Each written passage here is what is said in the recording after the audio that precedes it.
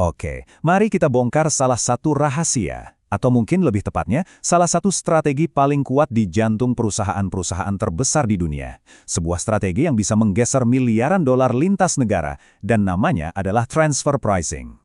Anda pernah kepikiran nggak, kok bisa ya perusahaan-perusahaan raksasa global itu kelihatannya selalu membayar pajak jauh lebih sedikit dari yang kita bayangkan? Nah, jawabannya itu seringkali bukan trik-trik aneh di luar sana, tapi justru tersembunyi di dalam cara mereka berbisnis dengan diri mereka sendiri. Dan ya, untuk menjawab pertanyaan bernilai miliaran dolar ini, kita harus mengintip sedikit ke dapur mereka. Tepatnya, ke cara satu bagian perusahaan bertransaksi dengan bagian lainnya. Jawabannya ada pada sebuah konsep yang kedengarannya teknis, tapi dampaknya luar biasa. Namanya harga transfer, atau yang lebih dikenal sebagai transfer pricing. Jadi, apa sih sebenarnya harga transfer ini? Gini deh, biar gampang. Bayangkan sebuah perusahaan mobil raksasa. Divisi yang bikin mesin kan nggak jual mesinnya ke publik, tapi mereka menjual mesin itu ke divisi perakitan di perusahaan yang sama.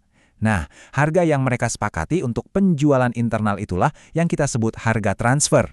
Jadi, secara definisi, ini adalah harga khusus untuk transaksi antar divisi. Bagi divisi yang menjual, ini jadi pendapatan. Bagi divisi yang membeli, ini jadi biaya. Kelihatannya sederhana kan? Tapi tunggu dulu, disinilah semuanya jadi menarik. Nah, sebelum kita ngomongin soal pajak miliaran dolar, penting banget untuk paham kalau pada dasarnya harga transfer ini adalah alat manajemen yang sah dan sangat penting loh.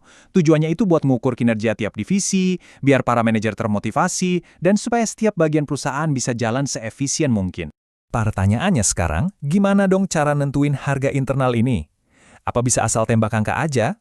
Oh, tentu enggak. Ada beberapa metode utama yang biasa dipakai. Umumnya, ada 3 pendekatan utama. Pertama, berbasis harga pasar, yaitu pakai harga kalau barang itu dijual ke pihak luar. Kedua, berbasis biaya.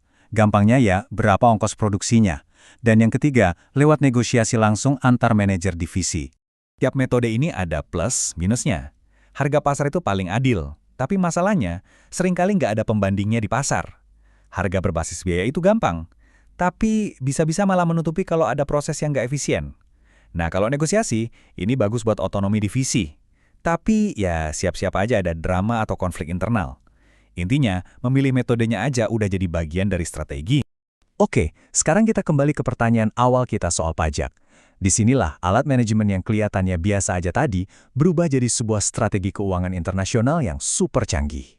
Coba deh, bayangin skenario ini. Ada satu perusahaan multinasional. Mereka punya divisi di negara yang pajaknya tinggi banget, katakanlah 30%. Tapi, mereka juga punya anak perusahaan lain di negara yang pajaknya super rendah, misalnya cuma 5%. Jadi, tantangannya jelas kan? Gimana caranya perusahaan ini bisa secara legal memindahkan laba dari tempat yang pajaknya tinggi ke tempat yang pajaknya rendah? Jawabannya, ya pakai alat yang baru aja kita bahas. Dan cara kerjanya ini cerdas banget. Divisi di negara pajak tinggi bikin komponen. Terus mereka jual komponen itu ke anak perusahaan di negara pajak rendah dengan harga transfer yang super murah. Mungkin cuma sedikit di atas ongkos bikinnya. Hasilnya, divisi pertama untungnya kelihatan tipis banget, jadi pajaknya kecil. Sementara itu, anak perusahaan kedua jual produk jadinya ke pasar dengan harga normal. Untungnya jadi kelihatan gede banget, tapi karena mereka cuma kena pajak 5%, voila. Total pajak yang dibayar perusahaan secara global jadi anjlok. Tapi tentu nggak semudah itu. Otoritas pajak di seluruh dunia juga nggak tinggal diam melihat permainan ini. Mereka punya aturan mainnya sendiri untuk memastikan semuanya tetap adil. Aturan utamanya itu dikenal dengan nama Arm's Length Principle, atau prinsip kewajaran. Intinya sederhana banget, harga transfer antar divisi itu harus sama kayak harga yang bakal disepakati kalau mereka transaksi dengan perusahaan lain yang nggak ada hubungan sama sekali. Harus wajar, nggak bisa seenaknya direndahin cuma buat ngakalin pajak. Jadi, setelah melihat kedua sisinya, kita bisa lihat kalau transfer pricing ini emang kayak koin bermuka dua ya. Di satu sisi, ini adalah alat manajemen yang sangat berguna, tapi di sisi lain bisa jadi sangat kontroversial.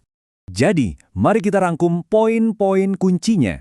Pertama, harga transfer itu alat manajemen internal yang vital, tapi juga strategi pajak internasional yang utama.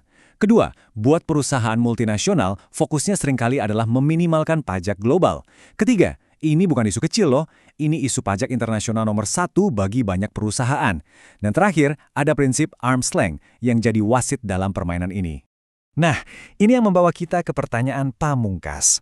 Di mana sih sebenarnya batas antara strategi bisnis yang cerdas dengan eksploitasi celah aturan? Apakah transfer pricing ini alat bisnis yang vital atau cuma sebuah lubang dalam sistem pajak global? Jawabannya mungkin tergantung dari sudut pandang siapa Anda bertanya.